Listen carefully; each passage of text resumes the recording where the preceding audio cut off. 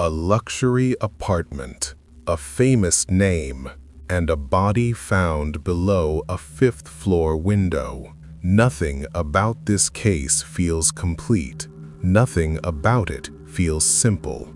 This is the story of the mysterious death of Yu Menglong. This video demo is the property of VL Tape Society. At around 2 a.m., Yu told his friends he was feeling tired. He said he wanted to rest and went into one of the bedrooms. Before sleeping, he locked the door from the inside. After that, no one saw him again. Hours passed. By around 6 a.m., his friends began preparing to leave. That's when they realized something strange.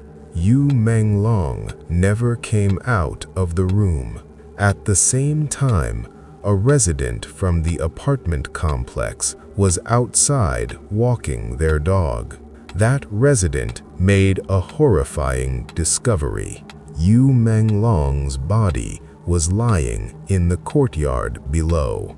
Emergency services were called immediately. Authorities arrived and attempted first aid following standard emergency procedures.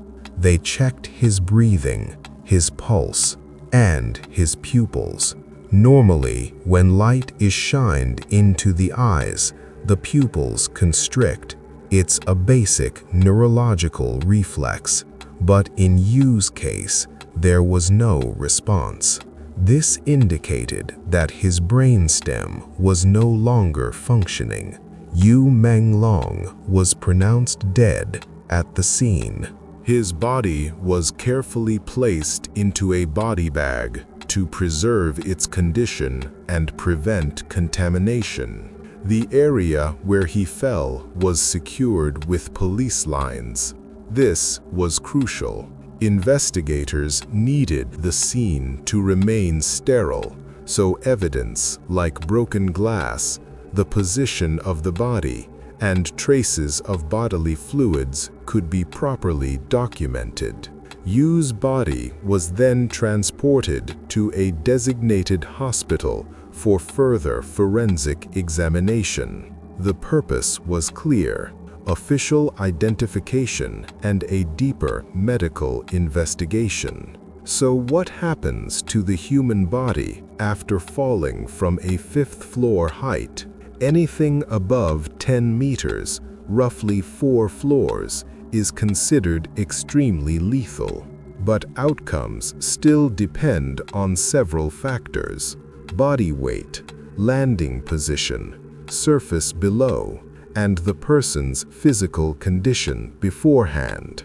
The most fatal scenario is falling head first. When the body impacts the ground, the force involved is massive.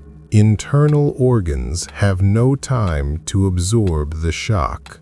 If the head hits first, the skull can fracture instantly, and brain tissue can be severely damaged or destroyed. Death can occur in seconds. The damage doesn't stop there. The chest and abdominal organs can suffer catastrophic injuries. Lungs may tear. The heart can rupture. The liver and spleen can break apart. Internal fluids spill into the chest and abdominal cavities, causing a rapid drop in blood pressure. The body enters shock. Alcohol in the system makes this process even worse. Alcohol thins bodily fluids and interferes with clotting. It also suppresses brain function, slowing reflexes and impairing balance. In Yu's case, the damage was extensive. Ribs, spine, neck bones, pelvis, all severely fractured. The injuries were consistent with a violent fall from height. While physical examinations continued, Authorities contacted Yu's family to inform them of the tragedy. 5 days later, Yu's mother released a public statement. She stated that her son's death was caused by excessive alcohol consumption that night.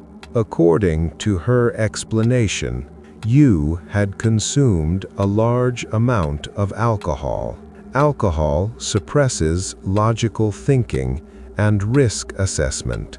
It can make someone feel fearless, ignore danger, and misjudge distances. Reflexes slow, balance weakens, vision becomes blurred. Drowsiness and dizziness reduce awareness. Spatial perception collapses. Edges appear farther than they are. Heights feel less dangerous. In that condition, a single careless movement can become fatal. Toxicology tests confirmed that Yu's blood alcohol level was extremely high. However, the exact percentage became a subject of debate.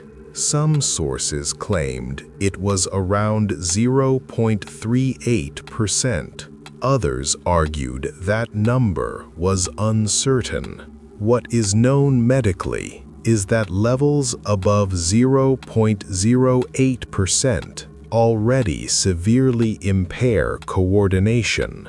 Between 0.3 and 0.4%, consciousness can be lost and coma may occur. Higher than that, alcohol poisoning itself can be deadly. But despite this explanation, not everyone was convinced.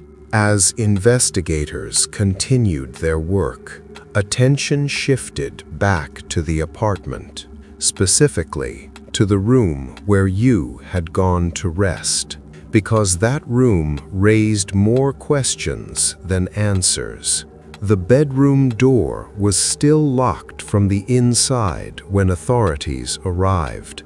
There were no signs of forced entry, no broken lock, no damage to the handle. From the outside, it suggested that Yu had been alone in that room.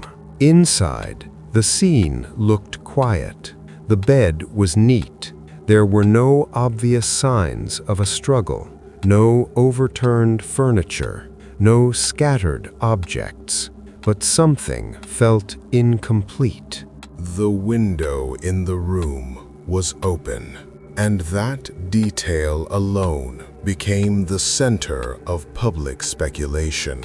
Was it intentional or accidental? Because falling from a fifth-floor window is not something that happens easily. Photos from the scene later circulated online. Some people claimed the window frame appeared unusually high. Others argued that the distance would have required deliberate movement. These images spread rapidly, fueling endless debate on social media. Another detail added to the confusion. Yu's phone was found inside the room. If he had planned to leave, why would he leave it behind? If he was disoriented, how did he manage to reach the window at all? Then came questions about timing. According to those present, Yu entered the room around 2 a.m. His body was discovered close to 6 a.m. That left a window of several hours where no one knew exactly what happened. During that time, no one reported hearing loud noises, no shouting, no crash. In a quiet residential complex, a sudden fall might have been heard, but nothing was reported. Authorities stated there were no signs of physical assault, no defensive wounds. no marks indicating restraint. The injuries matched those of a fall, and from a forensic standpoint, the evidence supported that conclusion. Still, public doubt remained. Some questioned the role of alcohol. At extremely high levels, alcohol can cause blackouts. People can move, walk, and even perform complex actions without forming memories. Balance becomes unreliable. Judgment disappears. In such a state, a person might lean near a window without understanding the danger. A single misstep can turn fatal. This explanation aligned with the toxicology findings. Others pointed to Yu's career and fame. They questioned whether pressure, stress, or personal struggles played a role.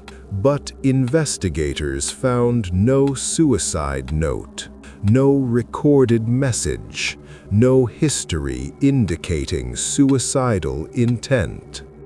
Yu's family, particularly his mother, asked the public to stop speculating. She emphasized that the constant rumors only deepened the pain. From her perspective, this was a tragic accident, nothing more. Authorities eventually closed the case with the conclusion that Yu's death was accidental.